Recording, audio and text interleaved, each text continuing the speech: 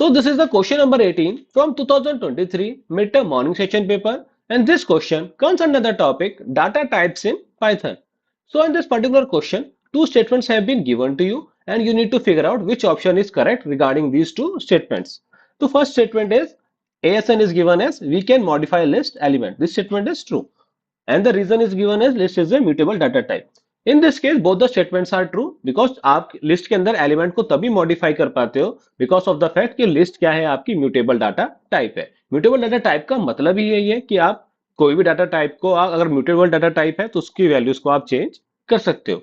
Hence in this case option number D is the correct one. Now based on the similar concept we have a practice question for you. You need to answer this one in comment box. What will be the right answer for this one? Okay guys, then that's it for the day.